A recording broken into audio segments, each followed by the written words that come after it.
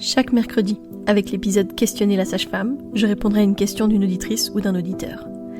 N'hésitez pas à venir me poser vos questions en message privé ou par mail, que ce soit sur la grossesse, l'accouchement, le postpartum, la parentalité, sur les naissances en dehors des hôpitaux ou encore sur nos pratiques de sage-femme autonome. Voilà, j'ai fini ma visite à domicile.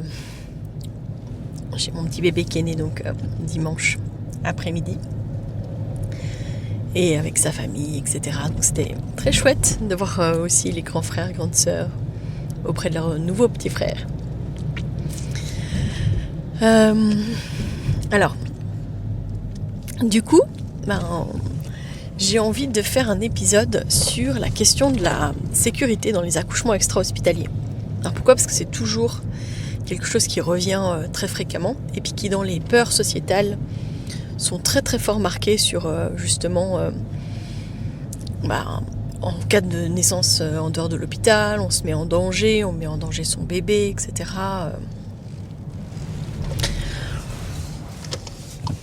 Alors, j'aime bien quand même rappeler qu'il y a une chose pour laquelle nous on a beaucoup de chance, c'est que a priori on se garde que la crème de la crème. Ah oui, je rappelle juste que, vu les bruits environnants, je suis dans ma voiture, donc voilà, comme ça, vous n'êtes pas surpris si jamais vous écoutez cet épisode puis que vous n'avez pas écouté l'épisode précédent où j'expliquais que j'étais en voiture. Voilà, donc je suis toujours dans ma voiture, mais cette fois dans le chemin de retour vers la maison.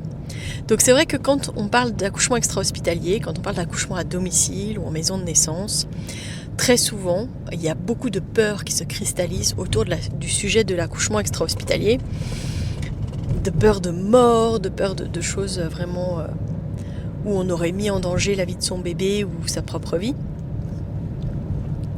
Il y a des gens qui disent que c'est illégal. Enfin, voilà, il y a beaucoup de croyances, beaucoup de peurs.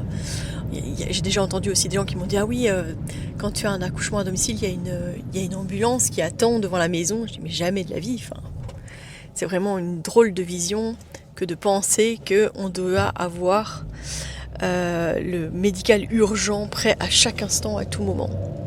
Alors d'abord pour une chose, c'est-à-dire que dans les accouchements médicalisés, à l'hôpital, il y a peut-être plus de moments où les choses basculent d'un moment à l'autre parce que comme on intervient dans le processus de la naissance, eh bien la cascade d'intervention peut faire qu'à un moment donné, ça devienne compliqué à gérer pour le bébé ou pour la maman. Et soyons clairs, en fait, quand c'est difficile à gérer pour la maman, en fait, ça devient difficile à gérer pour le bébé. Parce que, en fait, ils sont reliés l'un et l'autre. Donc si la maman a, par exemple, une très grosse baisse de tension à un moment donné, ça peut aussi avoir un impact sur le bébé. Donc c'est important de comprendre qu'on n'est pas dans la même réalité. On ne fait pas le même travail en fait. C'est important de le dire, c'est que souvent, quand on va à la rencontre des pratiques de l'hôpital, parce que là dernièrement on a été revoir un des hôpitaux de référence avec lesquels on travaille parce que c'est un des hôpitaux les plus proches de la maison de naissance. Et donc dans notre travail de collaboration, et pour essayer de faire en sorte que ça soit le plus fluide possible quand on doit transférer, eh bien on s'est rencontrés, on a discuté. Et en fait c'est vraiment ce constat que j'ai, c'est de me rendre compte que je reconnais pleinement et entièrement leur expertise dans le domaine médical, dans le fait que quand c'est nécessaire, je suis vraiment chanceuse d'avoir un hôpital tout proche pour pouvoir prendre en charge une difficulté chez la maman ou chez le bébé. Mais à l'inverse, je sens que c'est impossible et très très compliqué pour eux de reconnaître que quand il est question de la physiologie, c'est nous qui sommes experts. Je crois que trop souvent on essaye de faire le lien entre nos histoires, notre pratique. Alors, à part le fait qu'on accompagne des naissances, mais de manière totalement différente, et avec un regard tout à fait différent, je crois qu'on ne parle pas toujours le même langage. On utilise les mêmes mots, les mêmes termes spécifiques, les mêmes termes médicaux, mais dans l'absolu, en fait, on ne parle pas le même langage. Et là, on parlait justement des situations d'urgence, et donc je reviens sur cette histoire de sécurité des naissances extra-hospitalières. J'ai eu la chance de rencontrer en vrai plusieurs fois Isabelle Brabant, mais j'ai eu la chance de vraiment beaucoup discuter avec elle quand elle est venue faire une formation au mois de mars sur le siège inopiné.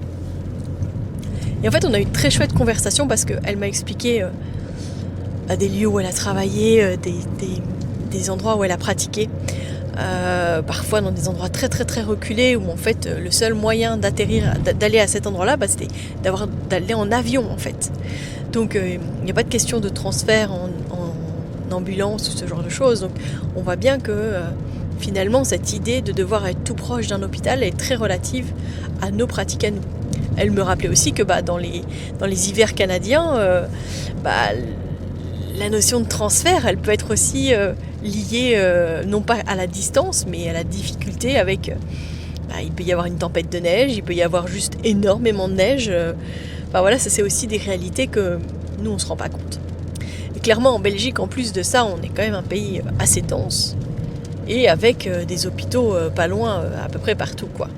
Donc je crois qu'on peut pas du tout comparer du coup leur situation eux qui a un très très grand pays avec très peu d'habitants par kilomètre et la Belgique qui est un très petit pays et qui a beaucoup d'habitants par kilomètre et du coup beaucoup d'hôpitaux dans les environs. Donc la notion de sécurité, elle est aussi à prendre en compte par rapport à ça. Moi j'aime bien rappeler quand même que on a de la chance en fait en Belgique d'avoir autant d'hôpitaux tout proches et puis qu'en cas de transfert en fait on n'est pas du tout dans les mêmes conditions. Alors on me dit souvent oui mais un transfert urgentissime où on devrait sortir le bébé par césarienne en urgence etc. Ça vraiment ça s'observe surtout dans les naissances qui sont médicalisées, dans un bébé qui supporte pas la péridurale ou qui supporte pas l'ocytocine etc. Où on aura rompu la poche et puis on se retrouve dans un élément de catastrophe. Je dirais qu'à part, j'en ai déjà parlé je crois, la question de la procidence du cordon, avec le cordon qui pourrait passer avant la tête du bébé, où là on serait dans une urgence vitale, non prévisible, mais comme on ne rompt pas la poche, le potentiel de cette complication est très très très très basse. Puis on en a parlé, en fait j'en ai pas parlé sur le podcast, mais je sais que j'en ai parlé avec un papa qui se posait beaucoup de questions sur l'accouchement extra-hospitalier, puis j'ai dit dans ce genre de situation, on doit garder nos doigts dans le vagin, on doit maintenir la tête pour éviter qu'il comprime trop fort son cordon. Et voilà, et si on est en fin de dilatation, ça arrive, et je sais que j'ai des collègues qui ont fait ça, en toute fin de dilatation, de dire en fait le mieux c'est qu'elle pousse, que ce bébé sorte le plus vite possible, et on explique à la maman et elle va donner tout ce qu'elle a, et en général le bébé sort très vite. Heureusement, j'ai envie de dire que là pour l'instant, je vais toucher du bois, mais je peux pas parce que je suis dans ma voiture, mais je n'ai jamais eu de procidence du cordon. J'ai déjà eu d'autres complications, mais pas celle-là. Donc voilà. Alors, il y a une semaine, on a une patiente qui a eu un très long travail. Enfin, très long. Un long travail, en tout cas. C'est un premier bébé. Et en fait, un accouchement qui a eu lieu à la maison de naissance, etc. Ils ont accueilli leur bébé, tout va bien, ils s'installent dans le lit. Et puis... dans les 10-15 minutes qui suivent, elle commence à saigner. Alors, au départ, elle saigne d'une manière qui nous permet de nous dire « Ah c'est sûrement le placenta qui se décolle, donc on se prépare à accueillir le placenta. » Et puis, finalement, il y a un deuxième saignement un peu de ce type-là, et on se rend compte que le placenta n'est pas décollé. Et là, on amorce tout notre protocole, parce que je dis souvent que notre pratique n'est pas protocolaire, mais je cherche mon mot, mais en tout cas on n'est pas en mode protocole de base, mais dans ce genre de situation évidemment qu'on a des protocoles. En tout cas on a une ligne de conduite claire sur ce qu'on doit faire pour mettre en place tous les éléments pour pallier à cette urgence directement, qu'on n'attend pas à ce moment-là. Moi quand j'ai vu la deuxième fois où elle a saigné, j'étais déjà en train d'aller chercher l'ocytocine, de préparer ma seringue et de lui faire une intramusculaire d'ocytocine. Et puis, dans la foulée, j'ai été chercher le chariot qui nous permet de gérer toutes les urgences et puis qui nous ont permis de mettre une perfusion où on a remis de l'ocytocine, etc., etc.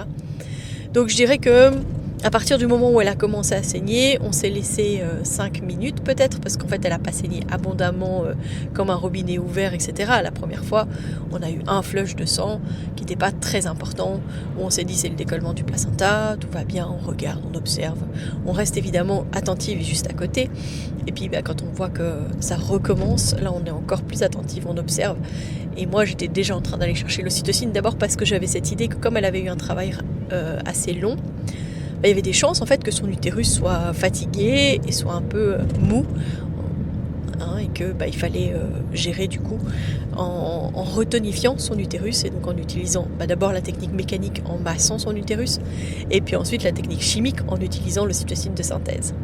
Voilà. Bon, au départ on a continué à chercher quand même la source de ce saignement, et puis de toute façon on a appelé dans la foulée le 112, et puis l'hôpital pour prévenir qu'on transférait parce que en fait on ne trouvait pas, et puis parce que ça ne s'arrêtait pas tout simplement. Alors évidemment que dans ce genre de situation, on pourrait se dire voilà, c'est la preuve en fait. C'est la preuve que c'est dangereux d'accoucher en extra-hospitalier.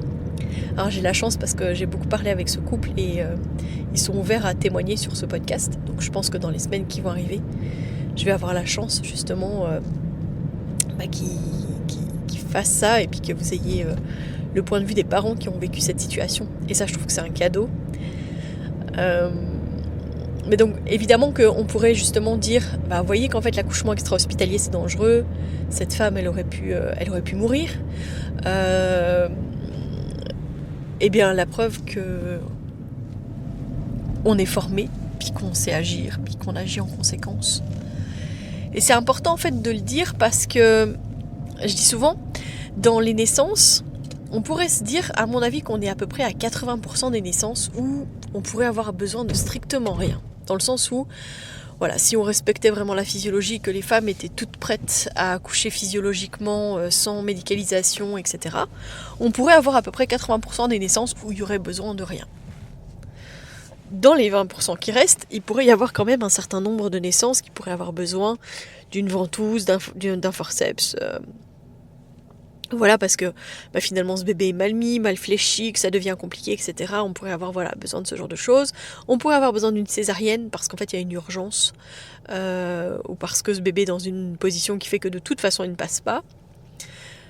Et puis dans ce pourcentage-là, en fait il pourrait y avoir peut-être 0,5% de situations où on est dans une urgence vitale pour la mère et pour le bébé. À nouveau, je vous parle de si on était dans un accouchement physiologique. Je parle pas de l'hypermédicalisation dans laquelle on vit. Le problème, c'est qu'en fait, on gère les naissances, puis on gère les situations d'accompagnement, en fait, comme si tout le monde allait finir dans ces 0,5%. On médicalise la naissance de peur de cette complication. Et on crée des complications dues à cette peur de la complication. Ça, c'est quand même de la folie. Mais donc, du coup, la vie, de manière générale, c'est quand même un jeu énorme. Je veux dire par là que on peut prendre la décision de dire qu'on va aller à l'hôpital parce qu'on veut prendre aucun risque, etc. Et ça, je l'entends très bien, je comprends. Et je le dis souvent que l'accouchement extra-hospitalier, c'est pas fait pour tout le monde, et qu'il faut quand même accepter le risque potentiel, etc. Mais dans la réalité, je dis, en fait, si j'ai peur qu'il arrive quelque chose, je peux avoir la vision globale de ma vie en général, et me dire qu'en fait, tous les jours, je prends des risques. Je veux dire, je conduis, je prends ma voiture. Voilà, là j'ai mon micro accroché sur mon vêtement pour pouvoir enregistrer en même temps que je conduis, mais je pourrais avoir un accident sur la route. Je pourrais avoir un chauffard qui me coupe une priorité et puis qui vient me faucher et puis je pourrais mourir. Je pourrais traverser la route et puis me faire renverser. Je pourrais développer une maladie. La vie c'est ça, c'est une réalité. C'est compliqué mais c'est réel. Par contre, si j'ai un accident de la route, si je me fais renverser, il va falloir que j'espère que la personne qui est impliquée va appeler les secours, ou que quelqu'un qui a vu que je me suis fait renverser appelle les secours. Espérer qu'il y ait un bon samaritain dans l'histoire qui connaisse les gestes d'urgence et qui sache comment m'aider en attendant que l'ambulance arrive.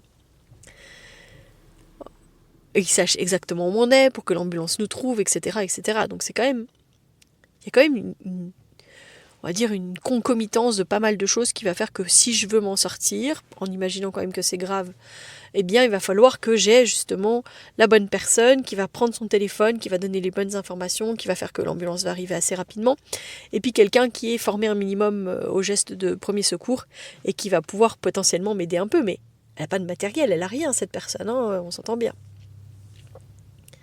Alors que là, en fait, quand on est revenu de l'hôpital, avec Alix, elle a eu un coup de téléphone de quelqu'un de sa famille et où justement elle a expliqué que elle était à l'hôpital et qu'elle avait géré qu'on avait une de nos patientes qui avait fait une hémorragie, et j'ai cru entendre justement au téléphone cette personne qui disait tu vois, puis elle a dit oui, ça fait partie des complications qui sont possibles, on le sait en fait, et on est formé et on a tout ce qu'il faut pour gérer, et on a géré. C'est ça la réalité, c'est de dire que on ne prend pas de risque dans le sens où s'il y avait eu quelque chose sous-jacent avant, on aurait transféré avant. Si c'était quelque chose qu'on aurait pu prévoir, on aurait pris nos dispositions et on aurait été à l'hôpital avant. Ça, c'est une chose déjà importante. Mais en plus de ça, c'est reconnaître que faire le choix de l'extra-hospitalier, c'est faire le choix aussi d'avoir des personnes de confiance qui sont formées, qui ont le matériel à disposition, qui savent qu'est-ce qu'elles doivent faire, à quel moment, pour pouvoir justement faire en sorte que la patiente soit en sécurité, qu'on puisse transférer alors qu'elle a déjà une voie d'entrée, voilà, donc on n'a pas attendu sur place qu'il y ait l'ambulance qui arrive pour pouvoir poser une perfusion, etc. Elle avait déjà sa perfusion avec de l'ocytocine, elle avait déjà reçu de l'ocytocine. Enfin, c'est quand même en fait quelque chose de très qualitatif.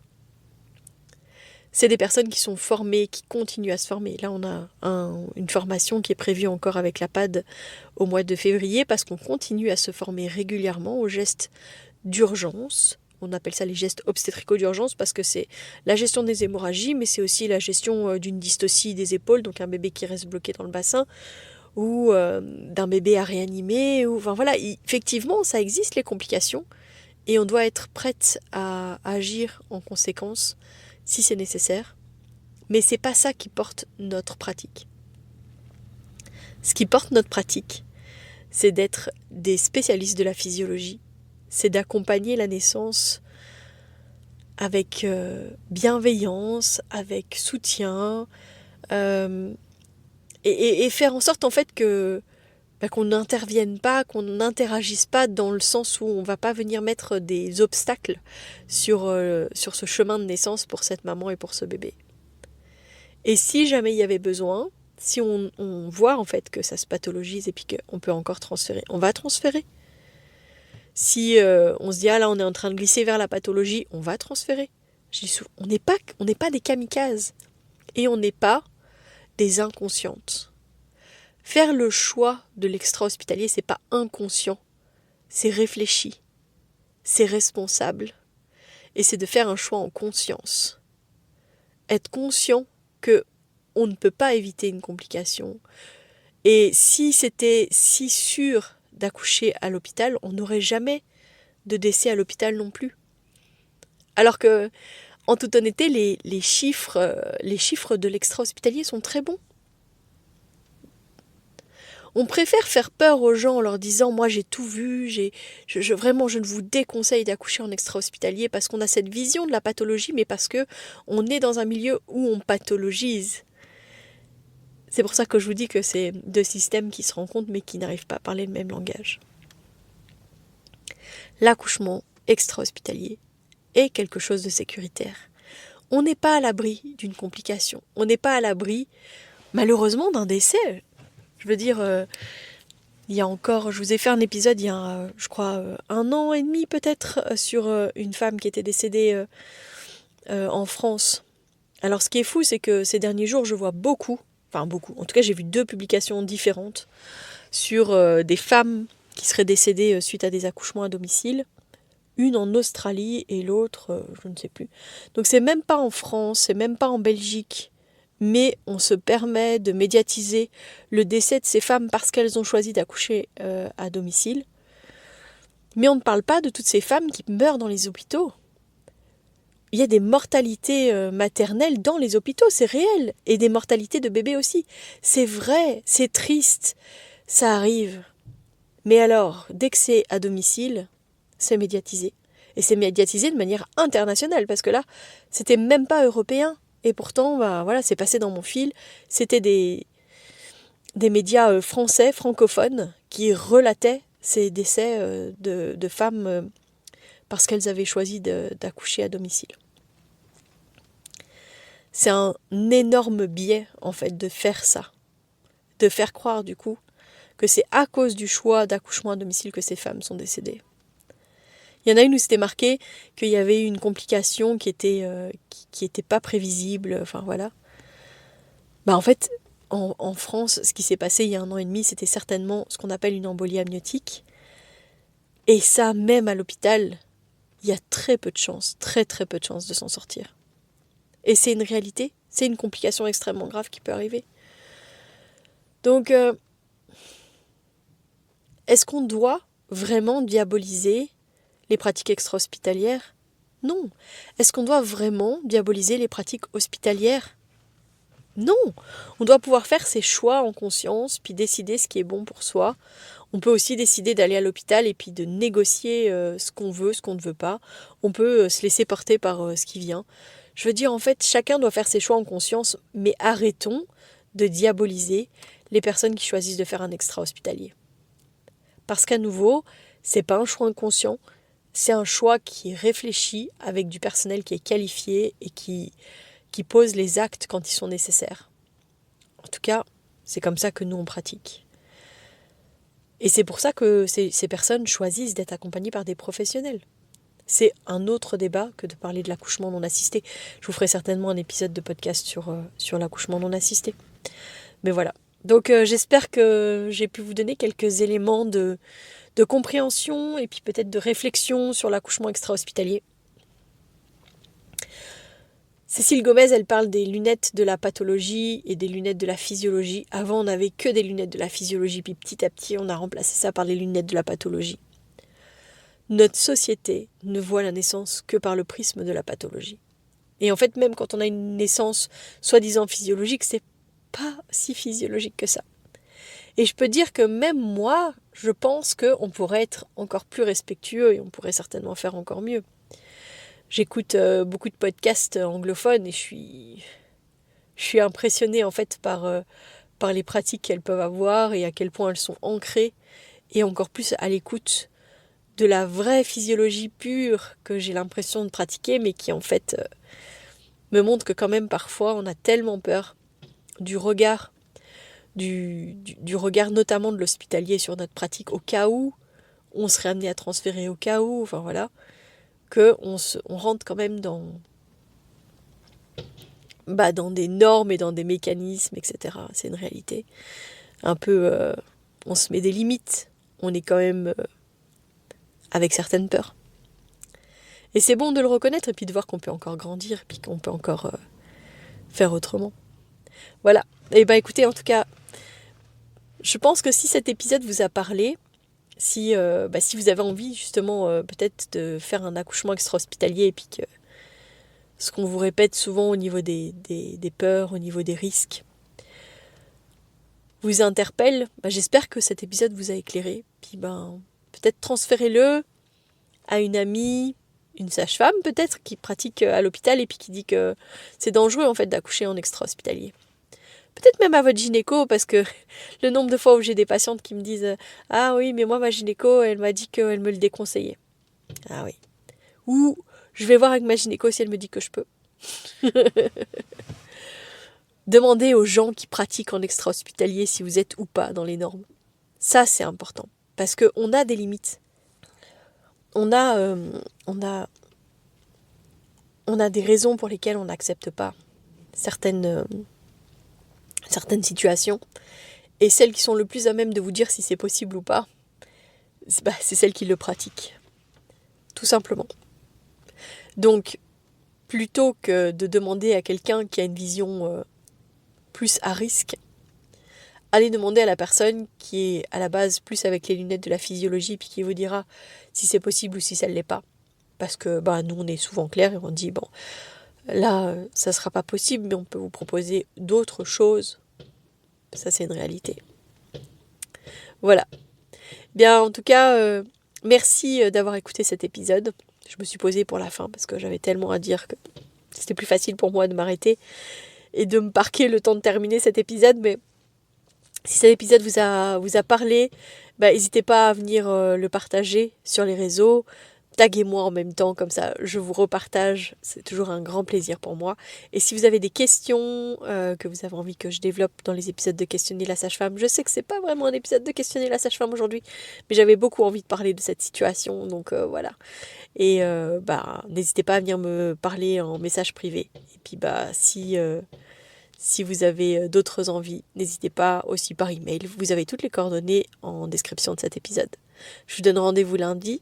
Et d'ici là, portez-vous bien.